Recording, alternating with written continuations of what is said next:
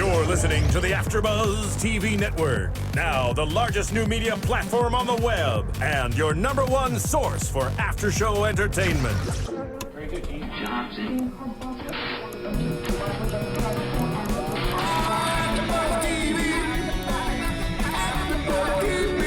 From the AFTERBUZZ Studios in Los Angeles, California, presented by Maria Menounos and streaming live thanks to Akamai Technologies. This is AFTERBUZZ TV's The 100 After Show. We'll break down tonight's episode and get you all the latest news and gossip.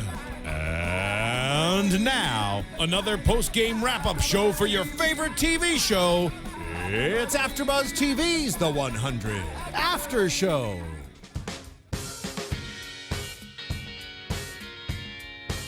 Loaded quite yet. Welcome, guys, to the 100th Season 1, Episode 5, His Sister's Keeper. I'm your host, Chloe Onyx, and to the right of me is my host, co-host. Hello, I'm Tauri Miller, and welcome back. Yes, welcome back. I'm super excited about this episode. It was very action-packed. Yeah, a What do you lot think? happened. A lot happened. I have like 1,000,000 bullet points, guys, so bear with me. But yeah, so is Bellamy his sister's keeper? I would say so. I mean, the whole episode cycled around his relationship with her, both on Earth and before they left the Ark. Yeah. This is a really heavy Bellamy Octavia episode. I know. If you guys didn't know that's pretty much who they're talking about when they say is he his sister's keeper. But the episode, it jumps right in with Octavia missing and the camp finally realizing that she's missing because there was so much action-packed fullness from last week that there was so much going on that they didn't even notice that she was gone. Yeah, she fell into a ditch, broke her leg, and then she was gone for the rest of the episode. And that's so not funny, but it's like she like rolled for her life. I'm like, oh my God, is she alive? Yeah. You know? There's a lot of rolling in this show. Like when they threw Murphy down that hill, he just tumbled for days. Whatever happened to him? He wasn't in this episode, right? It's because he's banished and he's gone forever.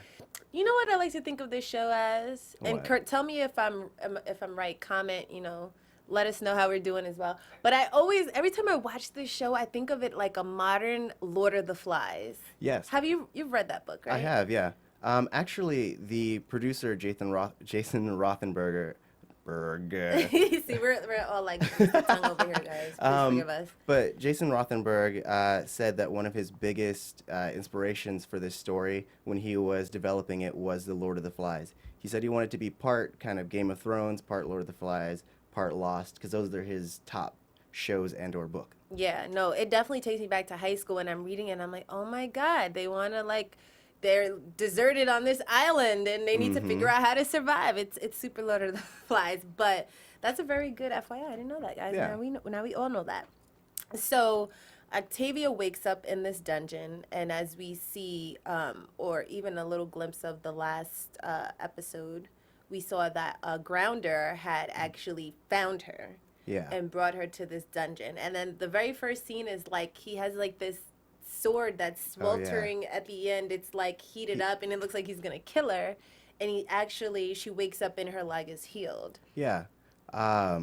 It's weird. I don't know if it's just this grounder, but every time we've seen someone get hurt by a grounder, with the exception of a few people, A lot of people? No, yeah, go ahead. they've come back healed, and I assume it's this one guy kind of finding these strays and fixing them up for some reason. Yeah.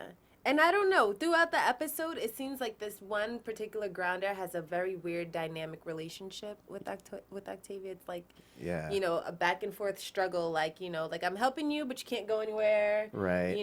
I'll grab you and save your life, but then I'll tie you up. It's just odd. I don't get it. Maybe there's more to that. Well, maybe I imagine his social skills aren't the best, being a savage from Earth or whatever. See, in the back of my mind, I always wanted to say, he speaks English. Stop lying. Talk. I know you can talk. I know you know how to talk. Right. I mean, I don't know. Maybe I'm wrong. I'm sure at some point he's going to be like, yeah, I understood what you were saying the whole time. Right.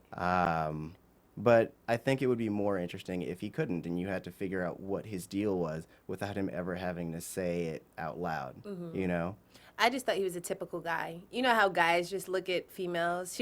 She'll be moving a mile a minute, just and guys are just like, are you done? Like, you know, like, I can't stand that. That's what I thought as soon as I saw him. I was like, I mean, whatever. Moving on. But if he starts talking like 3 episodes later, I'm going to be pissed. I'm just saying. FYI. Well, maybe he wants to keep his cool demeanor. You know, if you get all chatty, then you lose your stoicness and you're not as cool. Then people think you're a dork. You're not as cool. Okay, so this episode has a very interesting dynamic as well because it keeps going back and forth from Earth to the Ark like it normally does, but only a lot of the Ark was like a backstory. It was telling like the beginning. So we get to go back to like when Octavia was born and Bellamy's life changed forever, and you get to see the mom. Oh, yeah. And it's just like, I'm like, who's that? Remember we were watching the episode? I'm like, who's that? Like, who's this lady? And she's sweating bullets and all this craziness. But it's a very interesting dynamic because we always hear, like in the past episodes, like, oh, the girl who lived beneath the floor. And I'm like, well, what does that mean? And we finally understood what that means. Exactly, yeah. Because they had been hiding her beneath the floorboards in order to keep from the inspections finding her so that no one got killed. Either they would kill her or they would kill her parents, which, spoiler alert, happens. Yeah, and I want to know where the father was. Because it was just the mom we kept seeing, and it was like the mom's going to get floated, but then we see her have this weird relationship with one of the guards. Oh, yeah. So I'm like, well, shouldn't he be floated too? Right. You know? That was actually one of the first things I wrote down is I wanted to know who the father was. I was hoping it would be someone like Kane or maybe that guardsman who would maybe protect them down the line. But he is, at this moment, a nameless, faceless guy who was floated at some point by another guardsman. Yeah. So, I mean, I don't know. Well, Octavia's father come out. I mean, I just, you know, I'm just saying maybe that's 5 episodes from now. Maybe. So, okay. So we see that. We see the dynamic. You know, we see actually Octavia grow up. Like, they show her born, and then they show her as a little girl and going through inspections, and then she's a teenager, and, you know, Bellamy's trying to be a good big brother. You know, the mom gets him the guard's job, which I think that would help. Yeah. You know, because then he has, like, a 411, like, when they're going to inspect, and all this stuff is going on. And then, you know, her one dream is to, like, see the moon and to see the earth, and so Bellamy takes her out just one night, the first night. I just thought, like, wow, like, if she was, like, 15, 16, or however old she is, I just thought, wow, they really waited all those years for her to just get a glimpse of, like, was it that, like, locked down that for all those years she could never go outside that room, you know? Yeah. I mean, since they have the ID chips, if she was ever caught outside without a mask, apparently, she would automatically be sent to jail because she's an unknown. Yeah. And I believe in that one moment when the masquerade ball was happening, that was when they figured that was the best time to do it.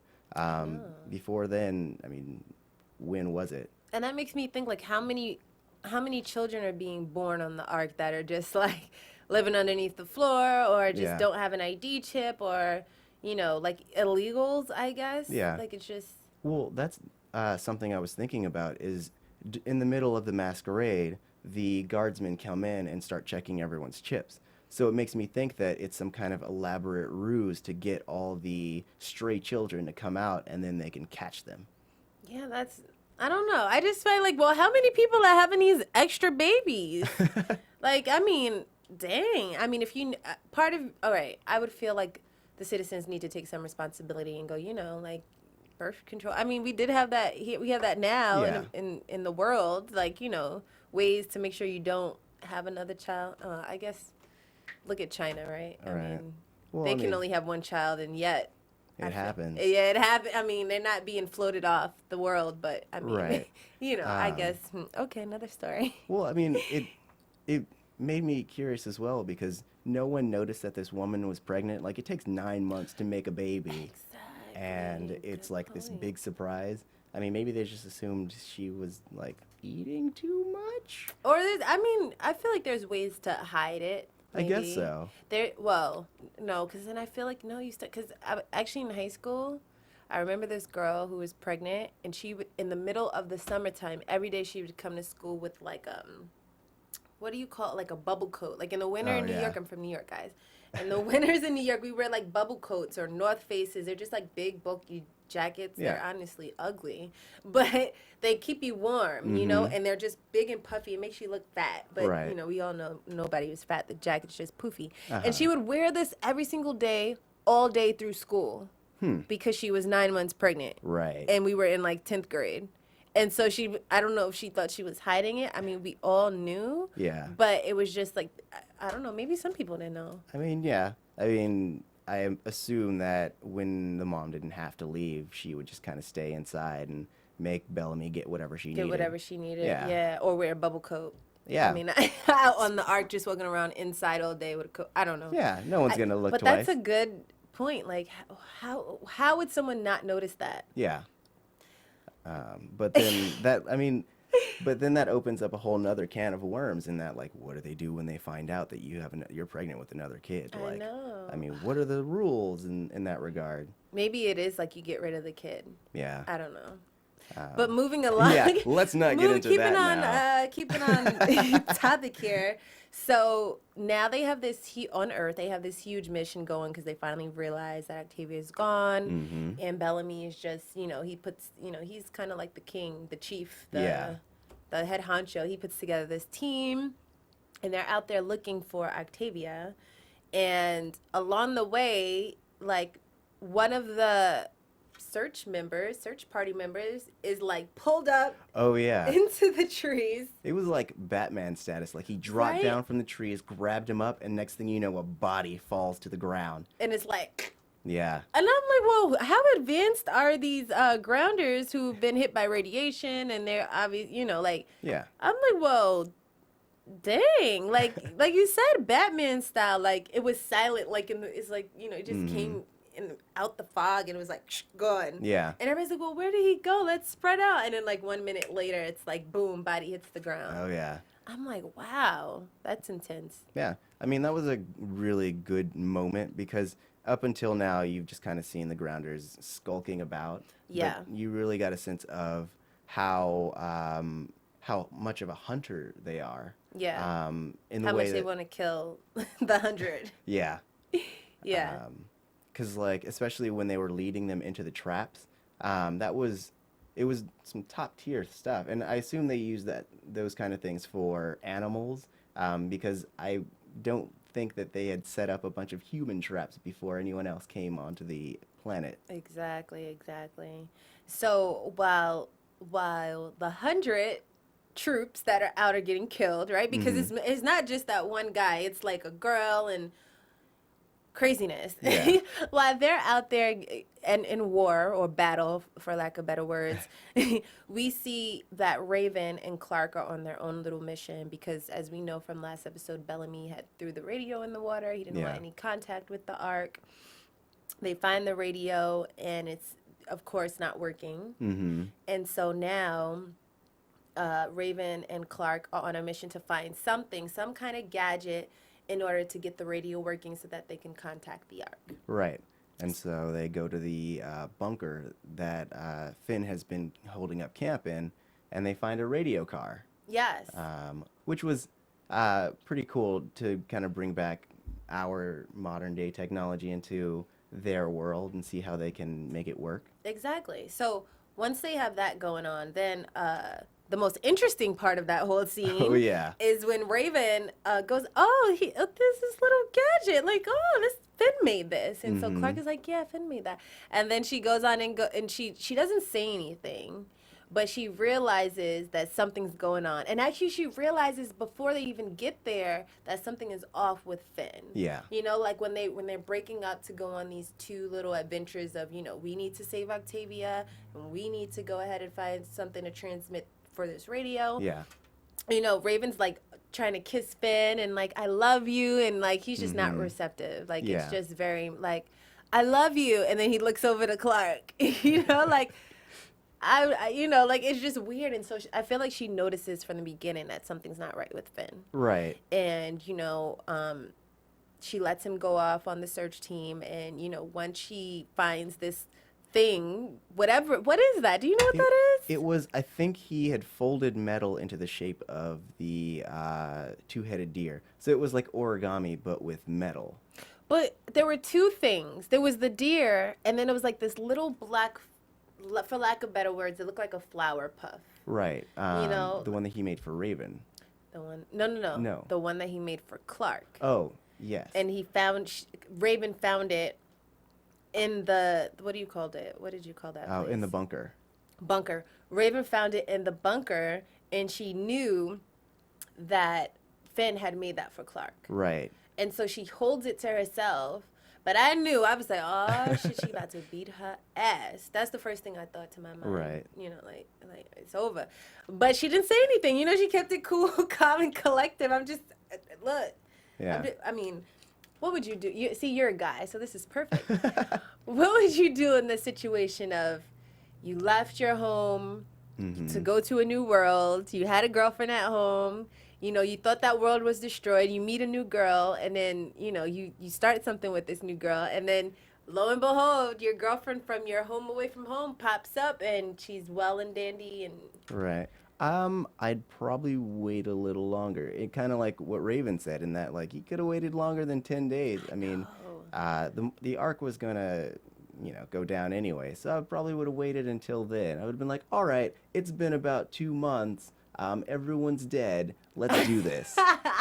See, you're a stand-up guy. Because most guys I know would be like 3 days, like, this, I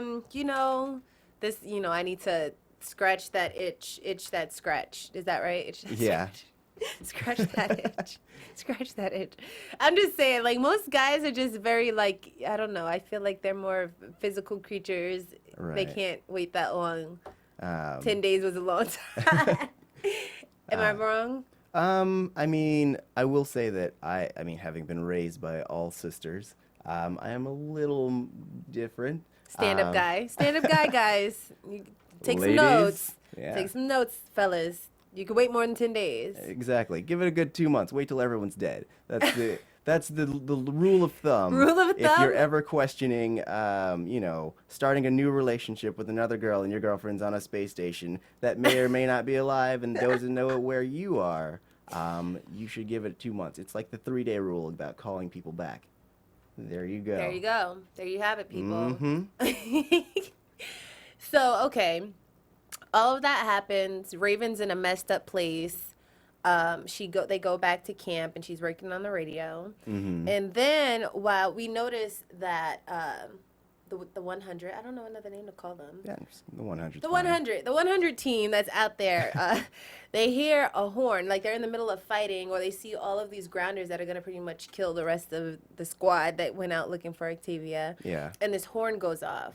Mm. And so the horn, everyone, they're thinking like, oh my God, the fog that came and killed, another one of our people is going to kill us now. And they like jump under this, I don't know. I think it was a parachute.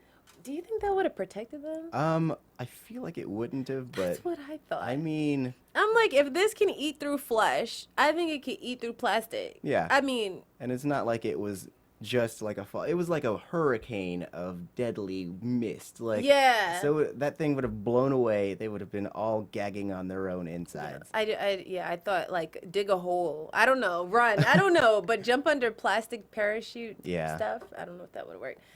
But we see them do that. And then after, like, a commercial break, like a short commercial break, we noticed that they realized that there is no killer fog. So why did all the grounders leave? Right. Why do you think all the grounders left?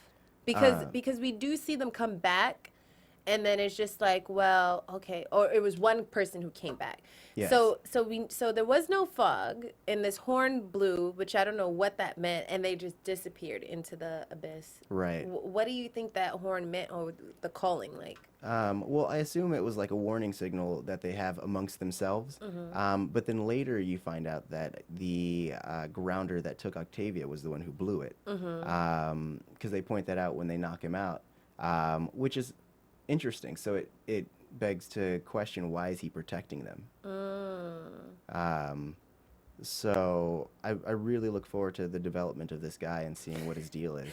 He's like special special grounder with an interesting purpose. I Right. don't know. It's interesting. And his mohawk. And his yeah. Okay. So okay. Bellamy finds Octavia, Yes. and they follow that grounder back to what was that, like a hole and Yeah, the just like hole. his cave. Cave. Yeah, that's but interesting. So so Bellamy follows him back, and Octavia was taken back shortly before Bellamy had gotten there, and the grounder tied her up, and like it's just so confusing. Like, what is his purpose with her? Because it's like he wants to save her life. I'm thinking, like, is he trying to mate with her? Like, what's going on? Like, I think that's the case. You think? Yeah, it's like old caveman rules. You know, you find a woman you like, you can hit her over the head with a club, and then you drag her back to your cave. oh my gosh. I assume that's his deal. I mean, or maybe he has some kind of sympathy for them, and he feels like super protective. So, I mean, I don't know. I mean, I did think that the reason why he tied her up was so that she wouldn't leave and hurt herself again. Yeah. You know, because it's like, stay put. Like, you can't walk. yeah, I had to help you heal your little knee back together. You were running out. You almost got shot with a spear. What was that? with a spear. Or the spear. Yeah. Or something and like he had to save her from that. And I feel like he's just like, I'm tired of you, so I'm gonna lock you up now so that you sit your ass still. Right. You know what I mean? Just Like puts that her on kind of thing. timeout. Yeah. Like, you know, when the baby's crawling all over the floor and they can just bump their head or stick their finger in the what do you call that? In the socket. In the socket. You just Yeah. like, all right, that's enough. And you put them in the playpen and they're like crying and you're just like, no, you just need to chill. Right. You need to be in the safe area. Like, I feel like that's what he's doing with her Yeah. to a degree. I mean, yeah, I could see that. Yeah. And then when Bellamy and the troops find her, you know, she kind of knocked him out first. Yeah. The ground person, the grounder. She kind of knocked him out over the head twice, and so Yeah. he was laid out. And then it's like this huge scuffle and back and forth because Right, because Bellamy wanted to kill the grounder, and she was basically protecting him. yeah, Because she saw good in him and all that jazz. all that jazz. Yeah. But then that struggle gets Finn stabbed in the ribs. I know. Yeah. And then it's like all hell broke loose. Oh, yeah. It's just Craziness. emotions everywhere. Everywhere. So after all of that happens, we kind of go back to the arc and we backflash. And this backflash goes to when Bellamy, I like to call it, makes a deal with the devil. But the lieutenant who gave him up when Octavia was at the party and, you know, they came to do their raid, and he begs for this lieutenant to, spare him and just let him, take this person away, referring to Octavia. And he's Yeah. just like, well, you're not even a guardsman. Like, you're just, a newbie, Right. pretty much, for lack of better words. But this lieutenant comes to Bellamy in this backflash, and they show, Bellamy making a deal with him, saying, your sister's about to be on this, spacecraft on its way to Earth. I can have you give you a seat in this craft, but you have to kill Jaha. Jaha. Yeah. Which I'm glad that they finally revealed who the person was. And I'm still surprised that it's not Kane. I know. But that is interesting. Like, I mean, because this is the first time you've seen this guy. Yeah. And you don't know anything about his motivations, why he would want to kill the chancellor. Like, he's not on the council right now. So, I mean, what did he gain from it exactly? Exactly. Well, and this is what Kane likes to use all the time. Like, I was just following orders. It's like, come on. Like, when do you have a heart? Like, when do you have, like, he could have just said, all right, like, whatever you need to do, go. Like, you're Yeah. part of the team. Like, if you need to do whatever, or if you need to take this girl out, or whatever you need to do, like, come on. It's not like he was one of the kids at the party. He works with you, Right. And, I mean, rules and order are in place for a reason. I get it. But then I also like to believe rules are made to be broken. Right. In some instances. I mean, what do you think? I feel like if the guy wasn't such a jerk about it, then I would have been like, okay, yeah, I understand because they have to keep the population under control. But he felt he needed to demean Bellamy first, and then after doing so, basically killed his parents, and then had the gall to come back and ask try for to a make favor. make it seem like he was the one who was you know, giving Bellamy the nudge, but at the same time he was just using him. Yeah, and with that being said, that just made me think of who would want to kill Jaha. Like, was that guy just a messenger? I assume so. You know? Yeah, like we have the leader of the guard, the one who was interacting with Bellamy's mom, which I assume maybe he'll play a bigger part, and maybe he's like the mastermind, or maybe there's this whole faction that's underneath the council that's trying to take everything down.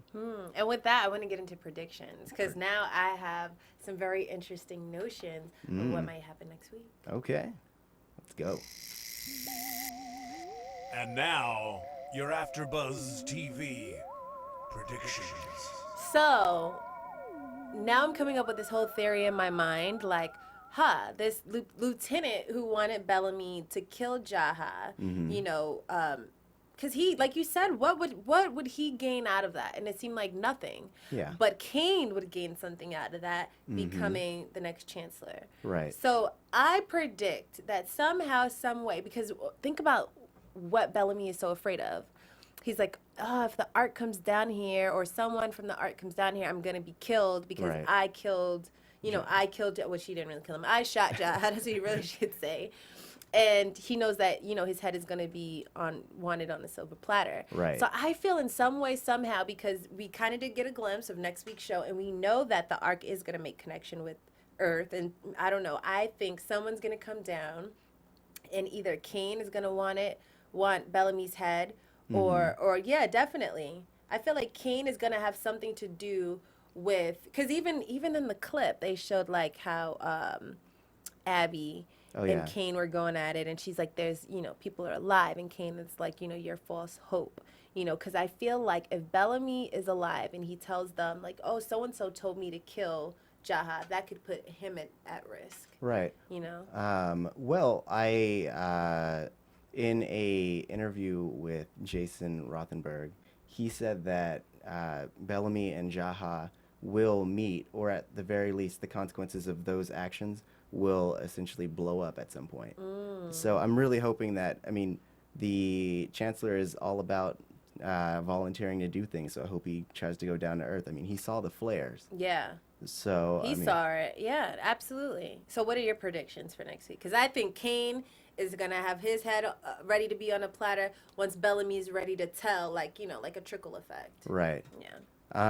I agree. I think that I don't think it's going to happen that fast. I think that Kane is going to be all about not doing anything earthbound. I think he's going to be fighting Abby the whole way. And I'm hoping, and this is just like the crazy fanatic person in me, I'm hoping that one of them ends up dead by the end of the episode. Ooh. You know? That's a big prediction. Well, let's wait and see. You know, that's pretty big.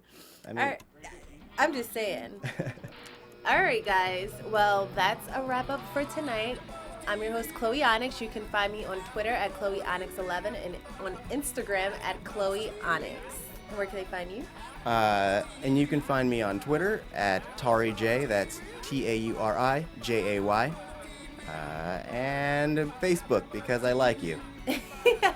All right, guys. We'll see you next time. From executive producers Maria Menounos, Kevin Undergaro, Phil Svitek, and the entire AfterBuzz TV staff, we would like to thank you for listening to the AfterBuzz TV network. To watch or listen to other after shows and post comments or questions, be sure to visit AfterBuzzTV.com. I'm Sir Richard Wentworth, and this has been a presentation of AfterBuzz TV. Buzz you later. The views expressed herein are those of the hosts only and do not necessarily reflect the views of AfterBuzz TV or its owners or principals. Thank you for watching AfterBuzz TV on YouTube. For more of your favorite after shows and interviews, subscribe to our channel here, and be sure to share your opinion on the episode in the comment section below here. We'd love to see what you guys are buzzing about. Thanks again. Buzz you later.